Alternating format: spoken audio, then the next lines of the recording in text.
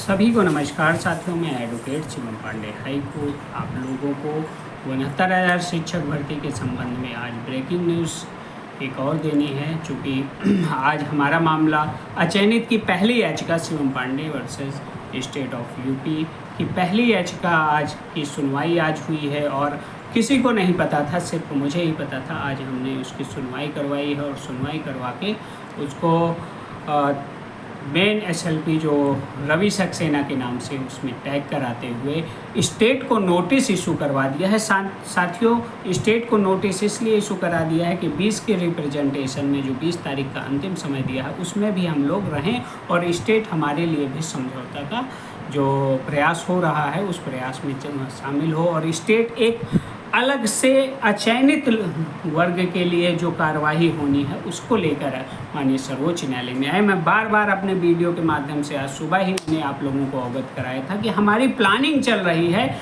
जिस तरह EWS case में हमने शुरुआत से मैंने 16 मई 2020 से यहाँ तक पहुँचाने में हर एक प्रकार का दृढ़ इच्छा शक्ति के अनुसार कार्य किया और आज सबसे मजबूत केस पूरे प्रदेश में 69,000 शिक्षक भर्ती में सिर्फ ईडब्ल्यूएस केस का है। इसी प्रकार से माननीय सर्वोच्च न्यायालय में 72,000 शिक्षक भर्ती में डबल आरक्षण रिविजिट और एमआरसी के केस में जो स्थायित्व प्रदान करने वाले आधार हैं उन आधार को मैं कंप्लीट करते हुए आगे बढ़ रहा हूँ। अब 23 को बड़ी भूचाल आएगी। अभी तक पूरे प्रदेश में किसी की भी याचिका पर कोई भी नोटिस इशू नहीं हुआ है, तो वह सिर्फ और सिर्फ हिला हवाली करने के लिए आपके पैसों का दोहन करने के लिए आपको याची बना रहा है। आप बिल्कुल से स्थिर हो जाइए। आप हमारे साथ आना चाहते हो, अगर मेरे ऊपर 1% का भी विश्वास हो तो आप तुरंत आ जाइए। साथियों, काम इतनी खामोशी से करो कि सफलता शोर मचा दे। इसी प्रणाली को अपनाते हुए मैंने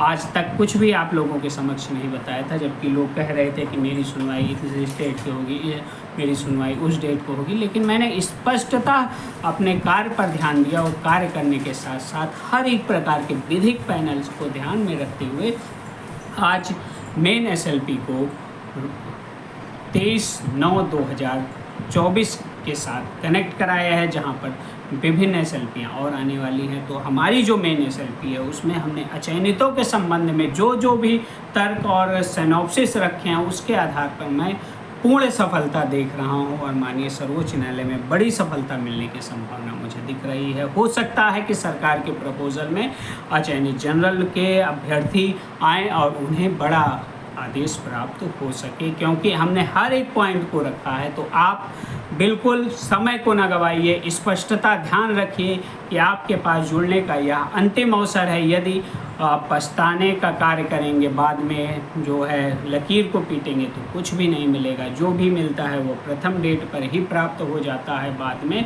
लकीर पीटने से काम नहीं चलता है। इसलिए आप लोग थोड़ा सा धैर्य बनाए रखें। अधिकतम मिल सकता है आपको, लेकिन एक सुरक्षित और सही हाथों के साथ आप माननीय सर्वोच्च न्यायालय में एसएलपी के माध्यम से जाइए, ना कि आप इंट्रालोकेटरी एप्लीकेशन और इम्प्लीमेंट के माध्यम से जाइए। लोग आपको तरह तरह की बात बताएंगे, आपको प्रॉपर चैनल की धौंस देंगे, आपको कहेंगे मैं प्रोफार्मर रिस्पोंडेंट बना दूंगा, मैं तुम्हारा नुकसान कर दूंगा। आप किसी भी बात पर कोई भरोसा न करिए। एडवोकेट होने के नाते मैं आपको सलाह देता हूं, आप